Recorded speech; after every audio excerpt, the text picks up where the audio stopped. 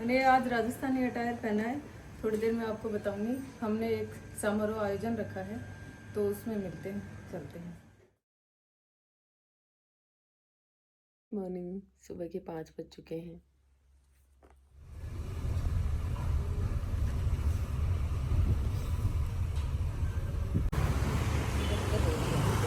तो यहाँ पे शर्म आ रही है थोड़ा।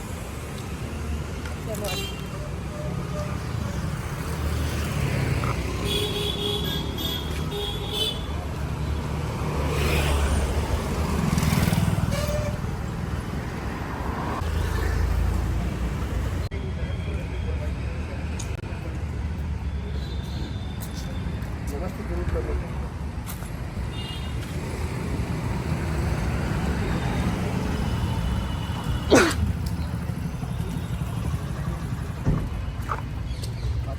चले जाओ ना फिर सामने से।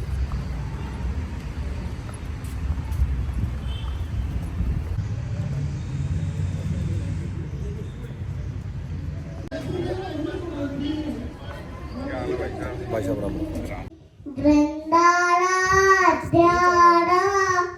अशेष गोपी मंडन पूजिता सत्या।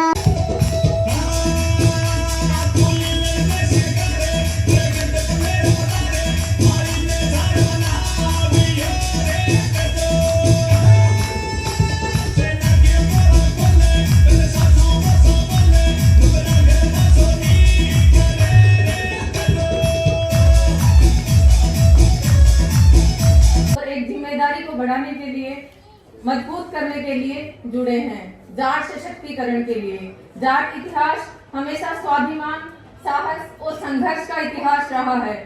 खेतों से सेना तक, पंचायत से राजनीति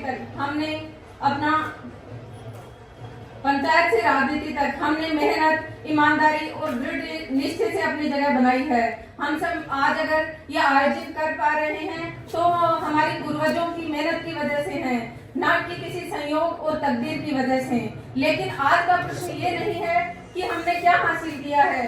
आज का प्रश्न ये है कि हम आगे कैसे बढ़ेंगे और उससे भी महत्वपूर्ण किस दिशा में आगे बढ़ेंगे। मैं स्पष्ट कहना चाहती हूँ कि अगर जाट सशक्तिकरण की बात होगी तो उसमें जाट महिलाओं का योगदान निर्णायक होगा। हर आंदोलन, हर बदलाव और हर क्रांति में महिलाओं का योगदान निर्णायक रहा है। हम सब बढ़ चढ़कर अपनी माताओं के योगदान की बात करते हैं, लेकिन सिर्फ वो बातों तक ही रह जाते हैं। हमें अपनी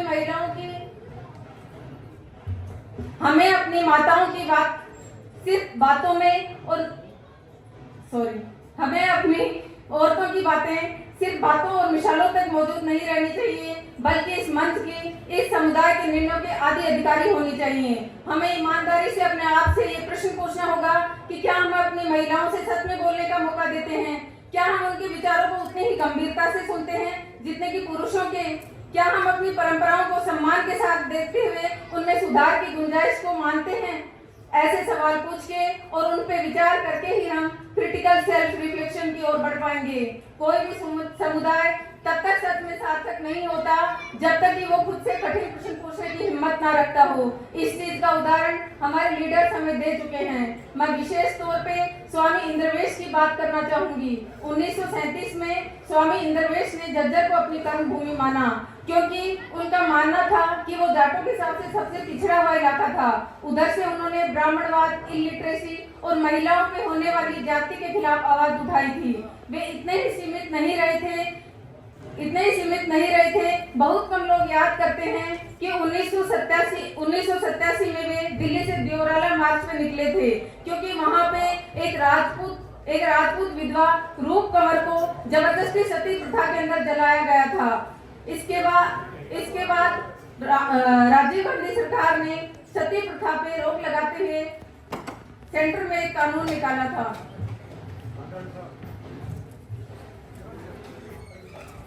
सोचते हैं तो हमें अपने तक ही सीमित नहीं रह जाना चाहिए। हर संवेदनशील और जागरूक जाट का धर्म है कि कहीं भी और किसी पे भी अत्याचार हो तो हमें उसके विरोध में खड़े हो जाना चाहिए। हमारा इतिहास देखा जाए तो हमें याद आएगा कि कोई भी समाज सुधारक योजना या प्रथा जब भी देश में चालू हुई है तो जाटों ने सबसे आगे और सबसे जोर शोर से उसमें भाग लिया है। मुझे अभी अपने दादाजी याद आते हैं जो कि आर्य समाज और उसकी सीख को सोचा, समझा और पूरी तरह अपनाया।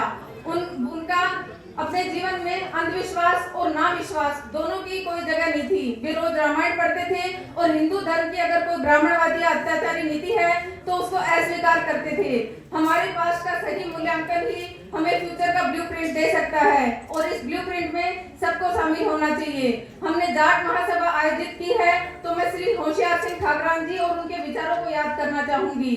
ऑल इंडिया जाट महासभा के 3 बार प्रेसिडेंट रह चुके ठाकरान जी ने 3 कॉलेज खोले और वे कई सारे एजुकेशनल इंस्टीट्यूट के बोर्ड्स पे रह चुके थे। ठाकरान जी का शिक्षा को लेकर इतना जुनून था कि वो 50 और उससे भी अधिक वर्षों तक इसी सेक्टर से जुड़े रहे, चाहे वो स्कूल हो, कॉलेज हो या कोई छोटा सा एनजीओ ही क्यों ना हो। लेकिन हम जब जाट नेताओं के बारे में सोचते हैं तो उनका नाम कम आता है। असल मायनों में ऐसे ही लोगों की हमें ज्यादा जरूरत है जो धीरज और लगन के साथ एक ही लक्ष्य पे जुटे रहें। आखिर में मैं शिरोमणि फुल्ली बाई जी का सिमरन करना चाहूंगी। भगवान राम की भक्तिन वे मांझवास गांव की निवासी थी। एक बार औरंगजेब ने जोधपुर के राजा जसवंत सिंह को उधर हमला करने के लिए भेजा। कुछ सिपाही उस समय उनके पास पहुंचे और वो इनसे इतने प्रभावित हुए कि वापस लौटकर जसवंत सिंह से पूछा कि क्या आप फुल्ली बाई के गांव से हैं। जसवंत सिंह अचंभित होकर वहां पहुंचे और वो भी उनके भक्त हो गए। मेरी यही कल्पना है कि हम अपने युवाओं, अपने बच्चों को इतना स्वाभिमानी ज्ञानी और इतना संवेदनशील बनाएं कि उनकी बातों और सोच में तलवार से ज्यादा दम हो, क्योंकि 21वीं सदी की कोई भी जीत फोर्स से नहीं, सोच, शिक्षा और संगठन की शक्ति से हासिल होती है।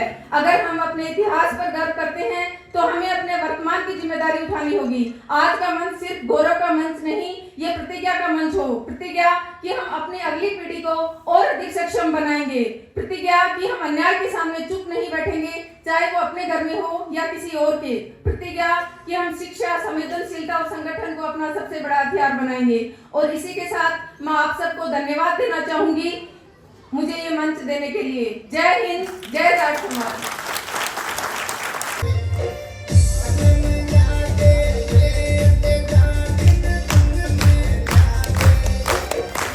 मीठी मीठी तालियां बजती रहनी चाहिए। और हमारी जिम्मेवारी बनती है कि युवाओं को सही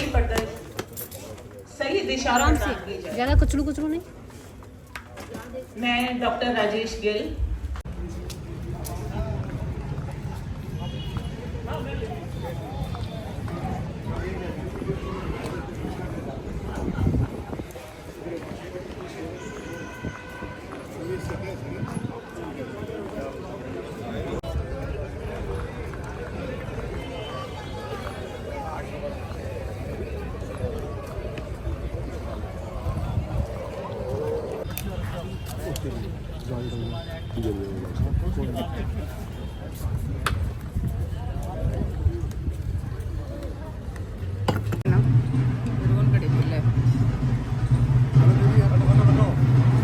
लेके जाना तो अपना देख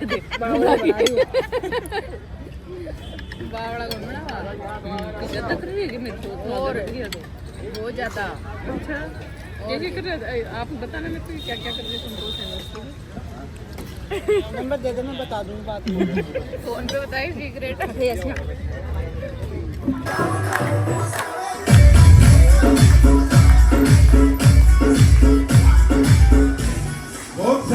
बहुत शानदार ये हमारी कल्चर की पहचान है।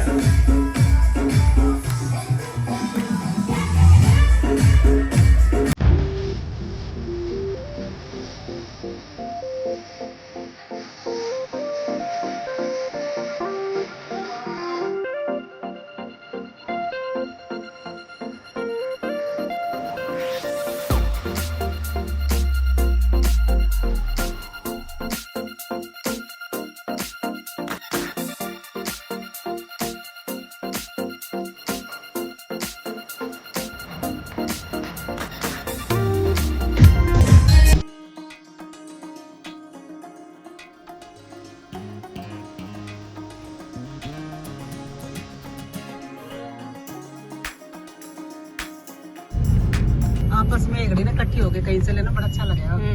पहाड़ों में चलेंगे कहीं, शिमला का करूँगी मैं ट्रिप बुक की बार।